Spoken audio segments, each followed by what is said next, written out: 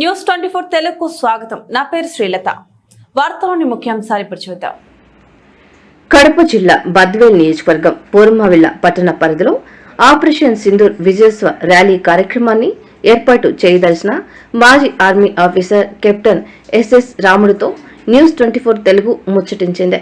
ఈ సందర్భంగా కెప్టెన్ రాముడు మాట్లాడుతూ పహల్గామ్ దారుణ ఘటనకు సమాధానంగా భారత్ చేపట్టిన ఆపరేషన్ సింధూర్ ఇంకా ముగినప్పటికీ ప్రస్తుతం విజయోత్సవంలో భాగంగా యుద్ధ సమయంలో అమరులైన ఆంధ్రప్రదేశ్ కి చెందిన అమరవీరులకు నివాళులు అర్పిస్తూ ర్యాలీని ఏర్పాటు చేయడం జరిగిందన్నారు.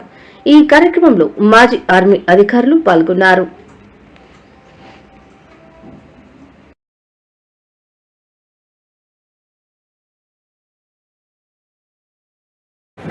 నమస్కారం. ఒక జర్నలిస్ట్గా, యాంకర్గా ఈరోజు నాకు అత్యంత గర్వించదగ్గ విషయంగా నేను భావిస్తున్నాను. ఎందుకంటే నా ముందు ఉన్నటువంటి వ్యక్తులు సామాన్యమైన వ్యక్తులు కాదు. ఎందుకంటే వాళ్ళ గురించి వాళ్ళనే అడిగి తెలుసుకుందాము. వాళ్ళు కాదు సంబోధించడం కూడా మనకు ఎంతో దేశానికి దేశ రక్షణలో పాల్గొన్నటువంటి అత్యన్న మహోన్నతమైనటువంటి వ్యక్తుల వద్ద ఉన్నాం కాబట్టి తెలుసుకుందాం. ముందుగా మనం మాట్లాడుకున్నట్టు ఆపరేషన్ సింధూర్ విజయోత్సవము, అలాగే కొంత నష్టం కూడా జరిగింది. మనకు అమరవీరులైనటువంటి వారికి కూడా శ్రద్ధాంజలి గడిస్తూ మనం కూడా ఈ యొక్క కార్యక్రమాన్ని సాయంత్రం 5 గంటల ప్రాంగణంలో ప్రారంభిస్తున్నాము. అన్నగారిని అడిగి తెలుసుకుందాము. అన్నగారు నమస్కారం. అన్న, మీ పేరు? నమస్కారం అండి. నా పేరు ఆర్డినరీ కెప్టెన్ ఎస్ఎస్ రాముడు. పూర్మామిల్ల, బీకోడూరు, కాశీనాయన మండల ఎక్స్ సర్వీస్మెన్ ప్రెసిడెంట్గా పనిచేయుచున్నాను. ఇక్కడ కడప హానరబుల్ ప్రెసిడెంట్గా కూడా ఉన్నాను. అన్న, చెప్పండి అన్న, ఈరోజు ముఖ్యంగా మీ యొక్క ఆర్మీ క్యాడర్ నుంచి ఒక పిలుపు రావడం వల్ల పూర్వామిల్ల మండల పరిధిలోని అన్ని రాజకీయ పార్టీలు కానీ, హాస్పిటల్స్ వద్ద నుంచి డాక్టర్లు కానీ, సమాజ సేవ చేసేటువంటి కొన్ని కార్యక్రమాలు వారికి సంబంధించి కానీ ప్రతి ఒక్కరూ స్వచ్ఛందంగా సాయంత్రం ఆ ర్యాలీని నిర్వహిస్తున్నారు. దానికి సంబంధించిన పూర్తి సమాచారం ఈరోజు మనం ముఖ్యంగా ఆపరేషన్ సింధూర్ జరగడానికి కారణం మన పహల్గాంలో 22వ తేదీ ఏప్రిల్ జరిగిన ఒక మారణ మృదంగ కాండానికి ప్రతీకంగా మనం ఈ ఆపరేషన్ సింధూర్ నడపవలసి వచ్చింది. కానీ ఒక దేశం మీదనో ఒక వ్యక్తి మీదనో కాదు, ఇది మనం ఒక మిలిటెన్సీ అంటే సమాజ విరోధక శక్తులు, అవి సమాజానికి బాగుపడేదానికి శక్తులు కాదు కానీ విరోధక శక్తులు. అలాంటి వారు అలాంటి మారణకాండ చేయడం వలన ఈ ఆపరేషన్ సింధూర్ చేపట్టాము. దానికి మనము కష్టపడ్డ 6వ తేదీ మే రాత్రికి మనము ఎయిర్ అటాక్ చేసి దాదాపు 9 చోట్ల మన వాళ్ళు స్పాట్ చేశారు. 11 ఎయిర్ బేస్లు ఇది చేశారు విధ్వంసం. 11 ఎయిర్ బేస్లో ముఖ్యంగా నూర్ ఖాన్ ఎయిర్ బేస్ చాలా అది మనకు భేద్యమైన ఎయిర్ బేస్. ఎందుకంటే అణుబాంబు స్టార్ట్ చేసే ఎయిర్ బేస్ అది నూర్ ఖాన్ ఎయిర్ బేస్. దాన్నే విధ్వంసం చేశారంటే దాని అర్థం వారు తిరిగి మన మీద అణుబాంబుకు ప్రయత్నం చేయడానికి వీలు లేకుండా చేశారు. ఇది మన భారత త్రివిధ దళాల ఒక ముఖ్యమైన ఎయిమ్ ఆఫ్ ద పాయింట్. ఈ పాయింట్ వలన మనము సక్సెస్ అయ్యాము. దీని మూలంగా మనం భారతదేశానికి గర్వకారణంగా చెప్పుకోగలిగిన ఒక సిచ్యువేషన్ను బేస్ చేసుకొని ఈ ర్యాలీ జరపదలుచుకున్నాము. ఈ ర్యాలీలో మన భరతమాతలు, నారీమణులు వీరి సింధూరాన్ని తీసినందుకు గాను అదే పేరు మీద ఇద్దరు నారీమణులు ఈ ఆపరేషన్ సింధూర్ను చేపట్టి ఇద్దరు ఒకే నైట్లో ఇంత కారణం చేయగలరంటే మిగతా మొత్తం భారతదేశంలో ఉండే త్రివిధ దళాలు ప్రతి ఒక్కరూ తలుచుకుంటే ఒక నారీమణులు ఇద్దరే చేయగలిగినారంటే ఇంకా మగవాళ్ళు దిగితే ఏమవుతుందో వాళ్ళకే తెలియాలి. వాళ్ళ విజ్ఞానికే వదిలేస్తాం మనం. కానీ మనము ఎవరి మీద ప్రతీకార చర్య ఏం చేయలేదు. మన మీద మనములు రెచ్చగొట్టినందుకు ఇలా చేశాం. ఇది అన్న, ఈరోజు జరిగేటువంటి ఇంకొక మన ఆర్మీ జవాన్లను కోల్పోవడం, మన ఆంధ్రప్రదేశ్ ఉమ్మడి అనంతపూర్ జిల్లాకు సంబంధించినటువంటి మురళీ నాయక్ జవాన్ని అతి పిన్న వయస్సులో కోల్పోవడము, ఇది ఏ విధంగా చూసారన్న? అంటే ఆ సమయంలో జరిగినటువంటి పరిణామాలు ఏ విధంగా ఉండవచ్చు అని మీకు, ఎందుకంటే కనుక మీరు ఆల్రెడీ చూశారు కాబట్టి, ఏ విధమైనటువంటి పరిస్థితులలో ఉండవచ్చు అని చెప్పేసి మీరు అనుకుంటున్నారు? దీనికి పరిణామం చెప్పాలంటే ఆర్మీలో చేరిన తర్వాతనే వస్తుంది. అతని చిన్న వయసు అనుకుంటున్నాము, చాలా మెచ్యూరిటీ పర్సన్. ఎందుకంటే భారతదేశంలో ఒక సైనికుడిగా భర్తీ అయిన తర్వాత అంతవరకే జాబ్ అనే ఒక ఆలోచన ఉంటుంది. ఆ తర్వాత ఆలోచన నా భరతమాత సేవ అని వాడి మనసులో పడింది కాబట్టి ఆ చిన్న వయసులోనైనా వాడు సాక్రిఫైస్ చేశాడు ఆ సైనికుడు. అలాంటి సైనికుడిని నేనెందుకు కాలేకపోయానని నాకు ఒక బాధగా ఉంది. ఈరోజు కూడా మా అసోసియేషన్ నుంచే, మా ఏరియా నుంచే 70 మంది పేర్లు, నేను ఢిల్లీ మీటింగ్కి వెళ్ళినా ఆ 70 మంది పేర్లు అక్కడ నమోదు చేశాము. ఆ 70 మందిలో మ్యాక్సిమం 50 అబవే ఉన్నారు, 60 పైన కూడా ఉన్నారు. వాళ్ళు కూడా ఇప్పుడు ముఖ్యంగా మా కెప్టెన్ వెంకటయ్య సార్ ఉన్నారు, ఆయన 64 పైన ఉన్నారు. ఇప్పుడు నాది 62 అబవ్ 63. అయినా మేము ఇందులో పాల్గొని ఇప్పుడు మాకు తోచిన సేవ వీలైనంత వరకు ఫైటింగ్కే మొదలు. ఫైటింగ్ చేయలేని పరిస్థితుల్లో మా కాలు చేతులు సక్రమంగా లేకపోయినా నా వాళ్లకు ఈవెన్ అమ్యునేషన్ అయినా అందించగలను. ఆ ధైర్యంతో ఇప్పుడు కూడా వెళ్తాను, ఇప్పుడు కూడా చెయ్యగలను. దేశం కోసమైతే ఈరోజు కూడా ప్రాణాలు వడ్డడానికి, ప్రాణాలు ఇవ్వడానికి మేమందరం సమానంగా సేవ చేయడానికి రెడీగా ఉన్నాం. అన్న, మీరు ఈ యొక్క ఆఫీస్ ముందు కూర్చొని ఉన్నారు కదా, ఇప్పుడు మన కడప జిల్లాలో ఉండేటువంటి చాలామంది జవాన్లు మన రామాపురం దగ్గర నుంచి కానివ్వండి, చుట్టుపక్కల పల్లెల నుంచి కానివ్వండి, ఎంతోమంది దేశ సేవలో ఉన్నారు. ఈ యొక్క యుద్ధ సమయంలో మీకు తెలిసిన సమాచారం ప్రకారము ఈ యుద్ధంలో మన కడప జిల్లా వాసులైనటువంటి జవాన్లు ఎంతమంది వరకు పాల్గొని ఉండవచ్చు అని చెప్పేసి మీ సమాచారం? మన కడప జిల్లా వాసులు సర్వీస్లో ఉండేవాళ్ళు దాదాపు 5000 వరకు ఉన్నారు సర్వీస్లో. రిటైర్డ్ అయిన వాళ్ళు 3400 నియర్ అబౌట్ రిటైర్డ్ అయిన వాళ్ళు. ఈ 3400 రిటైర్డ్ అయిన మాజీ సైనికుల్లో 75% మ్యాక్సిమం లడాయికి ఉద్యమానికి రెడీగా ఉన్నారు. ఇంకా 5000 మంది సర్వీసులో ఉన్న వాళ్ళతో మేము కాంటాక్ట్లో ఉన్నాము, వాళ్ళతో కనుక్కుంటున్నాము. ఈ మురళీ నాయక్ కానీ, మన శ్రీకాకుళం జస్వంత్ కానీ, వీళ్ళిద్దరూ ప్రాణాలు కోల్పోయారని మనం అనుకుంటున్నాము. కానీ భరతమాత ముద్దు బిడ్డలై భరతమాత ఒడిలోకి వెళ్ళారని నేను అనుకుంటున్నాను. ఆ భరతమాత ఒడిలో చేరలేకపోయానని కూడా బాధగా ఉంది. ఒక సైడ్లో మనము జయించాము, కానీ ఆ జయించిన దానికి ప్రతీకంగా ప్రాణాలు అసూలు బాసిన నా మురళీ నాయక్, నా ఒక జస్వంత్, వీళ్ళిద్దరూ భరతమాత ఒడిలేకపోయినందుకు నాకు సంతోషంగా ఉంది. వారికి ఇంకా సంతోషంగా ఉంటుంది, కానీ నేను పోలేకపోయినని నాకు బాధగా ఉంది. అన్న, చెప్పండి అన్న, వారి యొక్క తల్లిదండ్రుల గురించి.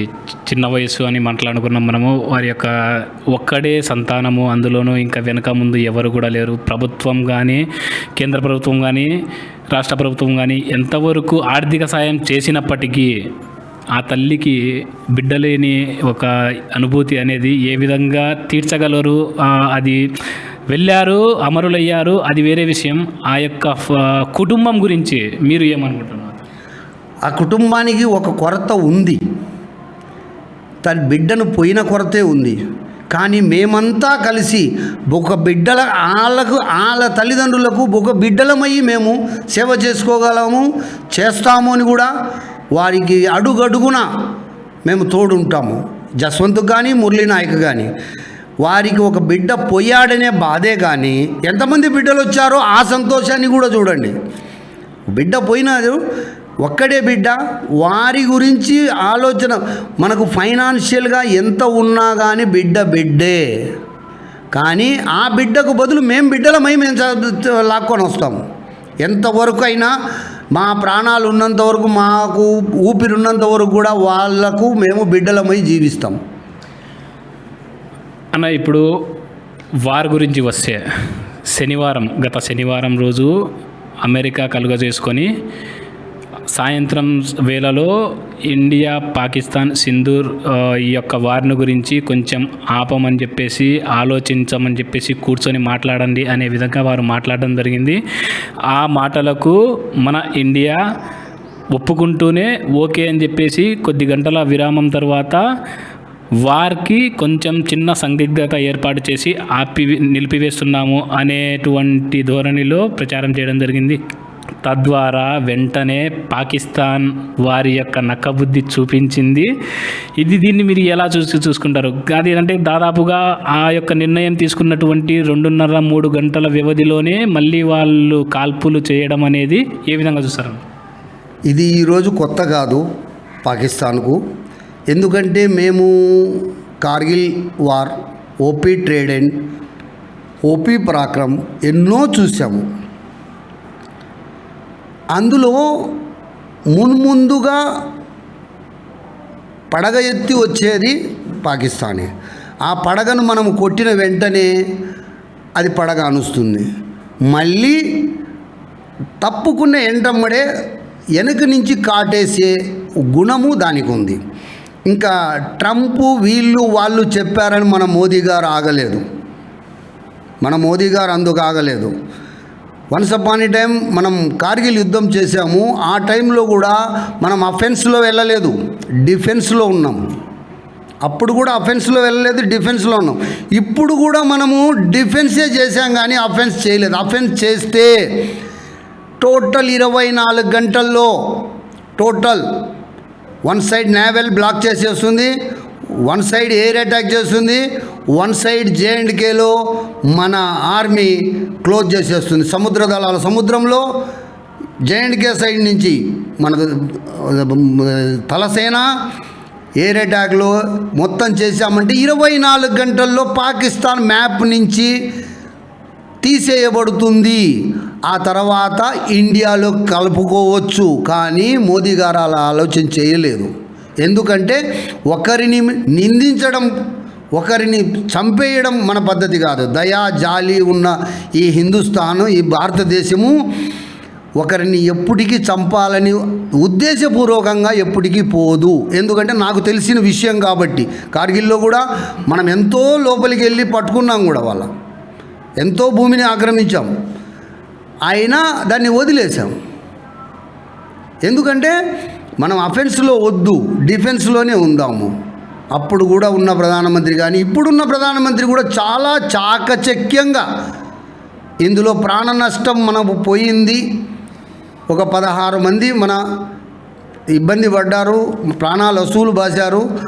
అయినా వారి పేరు మాత్రం చరిత్రలో ఇండియా గేట్లో రాయబడుతుంది. ఎక్కడ వార్ మెమోరియల్ ఉందో ఢిల్లీలో, అక్కడ చిరస్థాయిగా ఉండిపోతుంది వారి పేరు. మనకు ఒక బాధ అనేది, మనము ఒక యుద్ధాన్ని అంటే ఒక ఏలు పోయినా మనకు నష్టమే, ఏలు పోయినా నష్టమే. ఏలు పోకుండా ఏమీ పోకుండా రాగలిగితే అది యుద్ధం విజయం. ఇది కూడా ఒక విజయమే. కొద్దిపాటి నష్టం, యుద్ధం అన్న తర్వాత కొద్దిపాటి నష్టం జరుగుతుంది. ఈ నష్టాన్ని భరించాలి. ఈ నష్టాన్ని భరించడంలో చాకచక్యము చూపించిన మోదీ గారు కానీ, థలసేన, వాయుసేన, జలసేన, ఈ 3 సేనా అధికారులకు కానీ, చీఫ్ ఆఫ్ ది స్టాఫ్కి కానీ అయితే జోహార్ చేస్తాను. ఎందుకంటే వారి రణనీతి, వారి యుద్ధ నీతి వారికే చెల్లుబాటు అయింది. మేము చూసాం ఎంతోమందిని. కానీ ఇప్పుడున్న ప్రధానమంత్రి కానీ మన రక్షణ శాఖ మంత్రి కానీ ఈయన 3 తలసేన, జలసేన, వాయుసేన ఈ అధికారులు కానీ చాలా చాకచక్యంగా పకడ్బందీగా అన్నిటికన్నా మా నారీమణులు ఇద్దరు చేసింది చాలా గర్వకారణం. ఇక్కడ మతం గురించి తీసుకొస్తున్నా అని చెప్పేసి ఒక చిన్న సందిగ్ధత కాకపోతే ఇద్దరు నారీమణులు చేసినటువంటి దాంట్లో సిక్కుకు సంబంధించినటువంటి ఒక మహిళ, ఇస్లాంకు సంబంధించినటువంటి ఒక మహిళ ఉన్నారు. కాబట్టి ఈ మధ్య మన ఇండియాలో ఉండే ప్రజలు కూడా కొంతమంది వీరి యొక్క మతాలను వాటిని గురించి కొంతమంది మాట్లాడుతున్నారు. దీని గురించి అంటే ఈ యొక్క ప్రజలు ఎందుకు ఈ విధంగా ఆలోచిస్తారనే అంశం అనేది మాకు కూడా ఇంతవరకు అర్థం కావట్లేదు. ఏమనుకుంటారు? ఈ మీరు అడిగిన క్వశ్చన్లోనే మీకు సమాధానం ఉంది. ఒక ముస్లిం యువతి, ఒక సిక్ యువతి, ఇందులోనే సమాధానం ఉంది మీకు. అందరూ అలా ఉండరండి. కొంతమందికి ఉద్రేకంగా మెంటాలిటీ మార్చి ఏదో ఇది కాఫిర్ అలా ఇలా అని వాళ్ళ మైండ్లో చిన్నప్పటి నుంచి ఒక 11 ఏళ్ల పిల్లోడికి భారతదేశం మన శత్రువు, భారతదేశం మన శత్రువు అనగా ఆ మైండ్లో అది కూరుకుపోతుంది. ఎందుకు? మన పక్కింటి ఇప్పుడు చిన్నాయన పెదనాయనకు పిల్లలు ఉంటారు. చిన్నాయన పెదనాయన కొట్లాడుకున్న తర్వాత పిల్లలకు చెప్తారు, ఏయ్ చిన్నాయన ఇంటికి పోకూడదు అని. అప్పుడు ఆ పిల్లాడికి అక్కడి నుంచి చిన్నాయన మీద ద్వేషం మొదలవుతుంది. అలాగే వీళ్ళు 10-11 ఏళ్ళ నుంచి పిల్లలకు ఇలా నూరిపోస్తున్నారు. ఆ దాని వలన వాళ్ళ మెంటాలిటీ అలా అయిందే కానీ ఇలా భారతదేశంలో నాకు తెలిసినంతవరకు నాతో ఎంతోమంది ముస్లిం సోదరులు ఉన్నారు, ఎంతోమంది చేస్తున్నారు. ఇప్పుడు కూడా నా అసోసియేషన్లో ముస్లింలే ఎక్కువ ఉన్నారు. ఈ విభిన్నత్వంలో భిన్నత్వంలో ఏకత్వం ఉంది. మంది భిన్నత్వంలో ఏకత్వం ఉంది. దాన్ని బట్టే ఆలోచన చేయాలి. ఇంకా మీరు అన్నదానికి ముస్లిం, సిక్, సాయి అన్నారు కదా, దీంట్లో మీకే అర్థమైపోయింది. మీకు వచ్చానికి మీకే సమాధానం ఉంది. అన్న చెప్పండి అన్న, ఇప్పుడు వార్ గురించి చూస్తే ఈ యొక్క వార్ ఇంతటితో ముగిసింది అనుకుంటున్నారా? లేదు అంటే ఈరోజు పత్రికా ప్రకటన ప్రకారం చూసుకుంటే కనుక మంగళవారం 13వ తేదీ మధ్యాహ్నం 12 గంటల ప్రాంతంలో పూర్తి సమాచారం వెలువడే అవకాశం ఉందని కూడా చెప్పారు కదా. దాని గురించి అంటే ఈ యొక్క యుద్ధం తాత్కాలికంగా ముగింపా లేదంటే కనుక ఇంకా ఉందా? చాలా మంది భారతీయ రక్తంలో కూడా అనిపిస్తుంది. ఇంతటి సామాన్య ప్రజల మీద చేసినటువంటి పహల్గాం దాడి గురించి ఇంకా పాకిస్తాన్ను ఎందుకు దాన్ని వదిలేస్తున్నారు అనే విధంగా దాని గురించి మీరేమంటారు? ఇప్పుడు దాని గురించి ఆపరేషన్ సింధూర్ స్టాప్ అనడం తప్పు. తాత్కాలికంగా ఇప్పటి వరకు ఆగింది అనవచ్చు.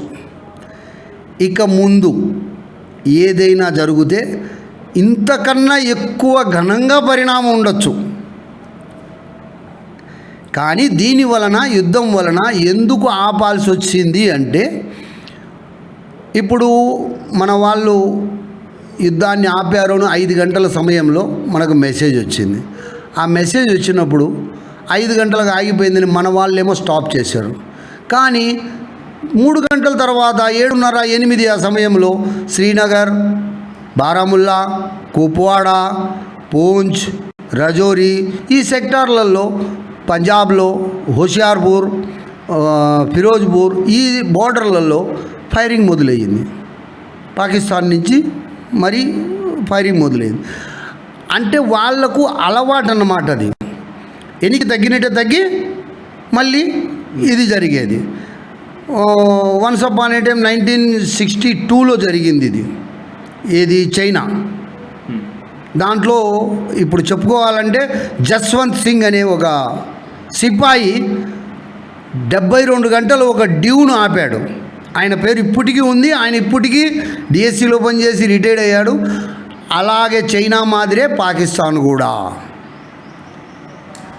అన్న చెప్పండి అన్న, ఇప్పుడు మన యొక్క ప్రభుత్వం తరపు నుంచి, కేంద్ర ప్రభుత్వం తరపు నుంచి ఆర్మీ అధికారులకు, మన త్రివిధ దళాధికారులైనటువంటి అధికారులకు ఒక సమాచారం అనేది వస్తుంది. యుద్ధ సమయంలో ఇటువంటి ఈ సమయం నుండి ఈ సమయం వరకు ఇలా మనం యుద్ధం చేయాలి, లేదంటే కనుక ఆపాలి, లేదంటే కనుక కంటిన్యూ చేయాలని చెప్పేసి. ప్రత్యర్థి దేశాలు ఏదైతే ఉన్నాయో వాళ్ళు మనం ఆపేం కదా అని చెప్పేసి వాళ్ళు ఆగరు కదా. అటువంటి సమయంలో మన ఇండియన్ ఆర్మీ కానీ త్రివిధ దళాలు కానీ ఏ విధమైనటువంటి సన్నద్ధాల్లో ఉంటారు? దీనికి యుద్ధానికి అంటూ ఒక లిమిటేషన్ ఉండదు. Spot situation depend on optical. అంటే మనకు అప్పటికప్పుడు ఎదురు ఏమొస్తుంది, ఎంత పెద్ద అడ్డుగోడ, దాన్ని ఎలా దాటుకోవాలి, ఇది అంతా కంట్రోల్ కమాండ్ ఆఫ్ సైనిక అధికారులు. వీళ్లకు మోదీ గారు పూర్తి అధికారాల హక్కులు ఇచ్చారంటే ఇంతవరకు నా సర్వీసులో 30 ఇయర్స్ సర్వీస్ చేసిన నా సర్వీసులో ఎప్పుడు ఎవరు ఇలా త్రివిధ దళాలకు పూర్తి హక్కు అధికారం ఇవ్వలేదు. ఈసారి ఇచ్చారు కాబట్టే తొందరగా ముగించారు మనోళ్ళు. ఇంకా ముందుకు జరగాలి అంటే వచ్చే ఆప్టికల్ను బట్టి, వాళ్ళు చేసే ప్రవర్తనను బట్టి మనం రియాక్ట్ కావాల్సి వస్తుంది. అంతేగాని మనం ఏదో ముందు నుంచే ప్లానింగ్ ఉంటుంది, వార్ ప్లానింగ్ తప్పకుండా ఉంటుంది. ఇలా వస్తే ఇలా పోదాం, ఇలా వస్తే ట్రయాంగిల్ పోతే వర్టికల్ పోదాం అని ఉంటుంది. బట్ ఆ సిచ్యువేషను, ఆ ఆప్టికల్ను బట్టి మనం యాక్షన్లోకి రావాల్సి వస్తుంది. దిట్ ఈస్ కంట్రోల్ కమాండింగ్ ఆఫ్ త్రివిధ దళాల చీఫ్. ఇలా అన్న చెప్పండి అన్న, ఇప్పుడు పాకిస్తాన్ గురించి తీసుకుంటే పాకిస్తాన్లో ప్రభుత్వం గురించి అయితే కనుక పెద్దగా వారి పట్టించుకోవాల్సినంత అవసరం అయితే కనుక లేదు. అక్కడ ప్రభుత్వాన్ని ఆర్మీనే నడుపుతుందని చెప్పేసి బహిర్గతమైన అందించి ఇండియా మీద పలు చోట్ల 6 చోట్ల వరకు దాడులు మేం చేశాము, వారికే నష్టం ఎక్కువ జరిగింది అనే అంశాలు మాట్లాడడము, అంటే ఇది ఇంతటి హాస్యాస్పదంగా వాళ్ళు చేయని దాన్ని కూడా చేశాము అని చెప్పుకునే పరిస్థితిలో వాళ్ళు ఉన్నారంటే కనుక ఏ విధంగా వాళ్ళు ఉన్నారని చెప్పేసి మీరు అనుకుంటున్నారు? ఇది ఒక నైజం అండి. జస్ట్ ఒక ఫర్ ఎగ్జాంపుల్ ఇవ్వాలంటే, వాళ్ళు నన్ను కొట్టారు అని చెప్పుకోవడానికి నేను కూడా 2 కొట్టాను అన్నట్టు చెప్పుకోవడం అంతే. అదే ఒక జాబ్లో నుంచి వాళ్ళు తీసేశారు అనుకోకుండా నేను వదిలేసుకున్నాను అన్నట్లుగా ఆయన ఏదో చేశాడంటున్నారు. నేను ఇప్పుడు మీకు ముందుగా చెప్పాను, ఎయిర్ బేస్లోని 9 చోట్ల అటాక్ చేస్తే ఉగ్రవాదుల మీద, ఉగ్రవాది సంస్థల మీదనే చేశారు. కానీ ఉగ్రవాదులు పబ్లిక్లో సెంటర్లో ఉంటారు, వాళ్ళ ట్రైనింగ్ సెంటర్ కానీ ఎవ్రీథింగ్. ఎందుకంటే వాళ్ళ మీద అటాక్ చేసినప్పుడు పబ్లిక్ కూడా అవాంకు దెబ్బతిన్నది అని చూపించుకోవడానికి ఉంటారు. కానీ మన ఎయిర్ అటాక్ ఈవెన్ పక్కన ఎవ్వరికీ కూడా చిన్న దెబ్బలు తగిలిండొచ్చాం, కానీ ఎవ్వరికీ ప్రాణ నష్టం లేదు. కానీ వాళ్ళు చెప్పుకుంటున్నారు ప్రాణ నష్టం ఎంతోమంది పబ్లిక్ అని. బట్ మన వాళ్ళు స్పాట్ ఫిక్స్ టార్గెట్లో కొట్టారు 9కి 9. అలాగే నూర్ఖాన్ 11 ఎయిర్ బేస్లు కొట్టడానికి కారణం, నూర్ఖాన్ను కొట్టడానికి కారణం ముందే చెప్పాను ఏమిటంటే అణుబాంబు మనకు జరిగితే అదెవడో అంటాడు, చచ్చేవాడు పక్కన కొన్ని తీసుకొని వెళ్తాడు. మర్తా క్యానై కర్తా అని ఒక చిన్న సామెత ఉంది. చచ్చేవాడు ఏదైనా చేయగలడు. అటువంటిప్పుడు వాడు చస్సు ఏదో చేస్తాడు. మన పబ్లిక్ ఏం కాకుండా ఒక బ్లాక్అవుట్ మ్యాక్ డ్రిల్ అని పెట్టి మోదీ గారు దాన్ని సద్వినియోగం చేశారు. ఇది కావాలంటే మీరు ఒకసారి రిమెంబర్ చేసుకోండి. దీని గురించి కూడా అడగాల్సింది మీకు ఖచ్చితంగా మేము. ఇది ఒక డ్రిల్ లాగా వ్యూహం పంది, దీన్ని పద్మ వ్యూహం లాగా అనుకోవచ్చా? అంటే ఇది జస్ట్ మాక్ డ్రిల్ చేస్తున్నాం మనము, ఏ విధమైనటువంటి లేదు, రాబోయే రోజుల్లో ఏమన్నా యుద్ధం జరిగే ఛాన్స్ ఉంది అనేటువంటి వార్తలు కథనాలు బయటికి వచ్చిన తర్వాత డ్రిల్ అని చెప్పేసి ఈ విధంగా చేయడం గురించి మీరేమంటారు? సార్, గేమ్ ఆడేవాళ్ళు అలాగే ఉంటారు సార్. ఒక వాలీబాల్ గేమ్ ఆడుతున్నాము. వాలీబాల్ గేమ్లో మనం లిఫ్ట్ ముందుకు ఇచ్చినట్టే ఇస్తాం, బ్యాక్కి ఇస్తాం, బ్యాక్ బూస్టర్ అయిపోతుంది. చెప్పలేము. ఇది మోసం అని చెప్పలేము. మోసం మనది అనేదానికి వాళ్ళు అంటారు, కానీ మనము కరెక్ట్గా ఉన్నాం. విజయానికి ముందుకు పోవాలి అంటే కొన్ని యుద్ధ నీతులు, రణనీతులు అని అంటారు. ఇవన్నీ సీక్రెట్స్ అన్నమాట. ఆ సీక్రెట్స్ వాళ్ళు ఏదో ఉపయోగించారు, అది వాళ్ళకే తెలియాలి. మనకు ఇప్పుడు మనం రిటైర్డ్ అయినాం కాబట్టి మనకు అంతగా ఎలా చేశారు అనేది మనకు తెలియదు. కానీ మాక్ డ్రిల్ చేశాడంటే ఒక లాభం కోసం చేశాడు మోదీ గారు. మనం అనుకోవచ్చు పద్మవ్యూహం అని, కానీ పద్మవ్యూహం కాదు. మాక్ డ్రిల్ చేశాడంటే ఇప్పుడు మనం యుద్ధానికి అటాక్కి వెళ్తున్నాము, అవతలోడు ఏం చేస్తాడో మనం ఊహించలేని పరిస్థితి. అందుకోసమని మన ప్రజలను కాపాడుకునేదానికి బ్లాక్అవుట్ ఎలా చేయాలి యుద్ధంలో మన వాళ్ళకి ఎవరికీ తెలియదు. ఒక సైనికులకే ఎలా బ్లాక్అవుట్ ఎలా ఏంటి అని తెలుసు. ఒక అణుబాంబు పడితే 5 పరిస్థితులు ఉంటాయి. ఒకటి రేడియేషన్, ఒకటి బ్లాస్టింగ్తో చెవులు అన్నీ పోవచ్చు, ఒకటి కెమికల్, ఒకటి వచ్చేసి హీట్. ఇలా 5 కారణాలతో ఎఫెక్ట్ పడుతుంది. అది పబ్లిక్ తెలీదు. దాన్ని నేర్పడానికి మోదీ గారు చేశారు. ఇది పద్మవ్యూహం చంద్రవ్యూహం అనేదానికి లేనే లేదు. ఆయన కరెక్ట్ చేశారు, ఆయన చేసింది రైట్. అన్న చెప్పండి అన్న, ఈ యొక్క యుద్ధ రీతి కానీ ఈ యొక్క యుద్ధం గురించి వాతావరణం కానీ ఇదంతా కూడా చూసాం మనము. ఈరోజు మన పూర్వమిల్ల పట్టణంలో జరపబోయేటువంటి విజయోత్సవ ర్యాలీ సంతాపం గురించి కూడా ఇప్పుడు ఎందుకు అంటే ఎంతమంది వస్తున్నారు ఎక్స్ ఆర్మీ అధికారులు కానీ? మేము ఆర్మీ అధికారులం కనీసం ఒక 100 మంది. పబ్లిక్ ఉంది. పబ్లిక్లో రంగసముద్రం, పూర్మామిల్ల మేజర్ పంచాయతీ సర్పంచ్ గారు, రంగసముద్రం సర్పంచ్ గారు, మిగతా ఉపాధ్యాయ సంఘాలు, సర్వీస్ మెన్లు, ఇంకా పదవీ విరమణ చేసిన సంఘాలు, స్వచ్ఛంద సంఘాలు అన్నీ కూడా కలిసి చేయాలని. ఇది ఒక దేశానికి విజయోత్సవం. మన కోసం ప్రాణాలు సురుంబాసిన అమరులకు, ఒక మురళీ నాయక్ కానీ ఒక జస్వంత్ కానీ వీరకు ఒక సంఘీభావం తెలపాలి. ఇంకొకటి మన అంగంలో, మన దేహంలో ఒక అంగం తక్కువైంది అనే బాధ అనేది తెలియజెప్పాలని ఈ ర్యాలీని చేస్తున్నాం.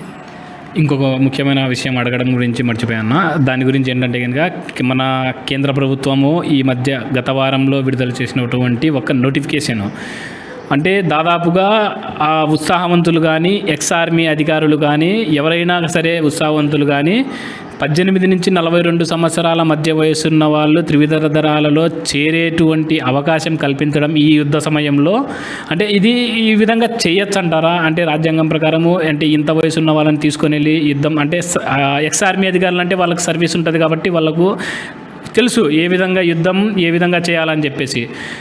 ప్రస్తుతం ఉండేటువంటి సమాజంలో వేరే పనులు చేసేటువంటి వాళ్ళు కానీ వాళ్ళని తీసుకెళ్ళి యుద్ధం అంటే ఇంట్రెస్ట్ అయితే కనుక దేశం కోసం ప్రాణత్యాగం చేయాలని చెప్పేసి అందరికీ కూడా ఉంటుంది. ఇటువంటి సందర్భంలో వాళ్ళని తీసుకెళ్ళి అంటే ఏ విధమైనటువంటి ఇప్పుడు వాళ్ళకి ఇచ్చేటువంటి ట్రైనింగ్ కానీ ఈ విధంగా ఎలా ఉంటుందంటారు? ఇది ఒక ముందు చూపు అంటారండి. దీన్ని ముందు చూపు అంటే మన దేశం కోసం ఎవరు దీన్ని ప్రాణత్యాగం చేయడమే అంటారు. ఎవరు యువకుని రక్షించుకోవాలి అని అంటే ఆ టైంలో చిన్న పెద్ద ఏం తేడా ఉండదండి. రేపో మాపో చనిపోయే ముసలోడు కూడా వాళ్ళ కొడుకు మీద చేయి పడితే, వాళ్ళ తల్లి మీద చేయి పడితే, వాళ్ళ బిడ్డల మీద చేయి పడితే వాడు కూడా కర్రతో ఆపుతో వచ్చి కొడతాడండి. అలాగే ముందు చూపుతో మన సైనికులు ఏదైనా జరిగినప్పుడు మన వాళ్ళు ఉత్సాహవంతులు యువకులు, అదే చెప్పాడు, ఉత్సాహవంతులు యువకులు 18 నుంచి 40 సంవత్సరాలు అడిగాడు. అయినా మేము ముసలోళ్ళం కూడా మేము రెడీ అంటున్నాం. అటువంటప్పుడు మన దేశం కోసం ఎంతమంది యువకులు పోతే ఏంటండి? అందుకోసం ఉత్సాహవంతులు మనసున్న వాళ్ళే రమ్మన్నాడు, కానీ ఎవరిని బలవంతం చేయలేదు. అందుకోసమే వచ్చారు. ఏపీ భవన్లో 1600 మంది వచ్చారు. 1600 మంది రిజిస్ట్రేషన్ చేసుకున్నారు. మన ఏపీ నుంచి ఓన్లీ. ఇంకా మొత్తం ఇండియాలో ఎంతమంది చేశారో అది ఇంకా బయటికి రాలేదు. బయటికి వస్తే చెప్తాం. మీతో ఇలా మాట్లాడడము ఇంకా మాకు కూడా చాలా బాగుంది అన్న. మీ యొక్క ఆర్మీ మీరు జాయిన్ అయినప్పుడు అప్పటి పరిస్థితులు ఎలా ఉండేవి, దాని గురించిన సంభాషణ విశ్లేషణ ఇంకొకసారి మనం మీకు వీలున్నప్పుడు చూసుకొని ఈరోజు మనకు కూడా కొంచెము ప్రోగ్రామ్ చేసేటువంటి అందరినీ గ్యాదర్ చేసేటువంటి పని ఉంది కాబట్టి ఇంతటితో కొంచెం కార్యక్రమాన్ని సందిగ్ధత చేస్తూ తాత్కాలికంగా మనం కూడా నిలిపివేసి మీ యొక్క ఆర్మీ జీవితం అక్కడ ఎలా ఉంటుంది, ఏం కథ, అక్కడ మనం ఆర్మీ ట్రైనింగ్ ఎలా ఉంటుంది, ఆర్మీ జాబ్ వచ్చిన తర్వాత ఎలా ఉంటుంది, అక్కడ కేటగిరీలు ఏంటివి, ఆ కేటగిరీల్లో కూడా మన మురళీ నాయక్ గురించి తెలిసినటువంటి అగ్నివీర్ అనే ఈ యొక్క అంశం చాలామంది సామాన్యులకు తెలియదు. అక్కడ ఇంకా ఇలాంటి పదవులు అగ్నివీర్తో పాటు ఇంకా ఏమున్నవి, వాటి గురించిన పూర్తి సమాచారాన్ని కొద్ది రోజుల్లోనే మళ్ళీ మనం కూర్చుందామన్నా మీతో ఒక పూర్తి స్థాయి ఇంటర్వ్యూ చేయాలని చెప్పేసి మేము కూడా కోరుకుంటాము. ఈరోజు స్థాయి వరకు అయితే కనుక మనం ఈ యొక్క విజయోత్సవ సభని విజయం చేయాలని చెప్పేసి, అలాగే అమరవీరులకు వారికి కూడా మా తరపు నుంచి కూడా కొంచెం బాధాకరమైన విషయంతోనే మేము కూడా చెప్తున్నాము. Thank you. మీరు ఈ ఇంటర్వ్యూ ఉంది అని ఆలోచన కూడా లేకుండా మీకు అడిగినారు, దానికి తోచిన సమాధానం నేను చెప్పాను. కానీ ఇలా పబ్లిక్ చాలా సపోర్ట్ చేసే మీ మీడియా వారికి చాలా ధన్యవాదాలు. అందరికీ ధన్యవాదాలండి. మీకు కూడా అందరికీ కూడా మా వయస్సు కంటే మా తల్లిదండ్రుల వయసు ఉండేటువంటి ఆర్మీ అధికారుల వద్ద మనం ఉన్నాము. వీరికి కూడా తొందరలోనే కలుసుకుందాము. అందరితో కూడా వారి యొక్క ఆర్మీ జీవితం అనేది ఎలా ఉండేది, యుద్ధ సమయంలో ఎలా ఉండేది అనే అంశాన్ని కూడా తొందరలోనే కనుక్కుందాము. మొత్తానికైతే కనుక ఈరోజు పూర్వమిల్ల పట్టణం నందు నిర్వహించేటువంటి ఈ యొక్క సభని జయప్రదం చేయాలని చెప్పేసి మా 24 న్యూస్ తరపు నుంచి మేము కూడా ప్రజలను కోరుకుంటున్నాము. నేను Kadapa district 24 news reporter Sheikh Jilani బాషా.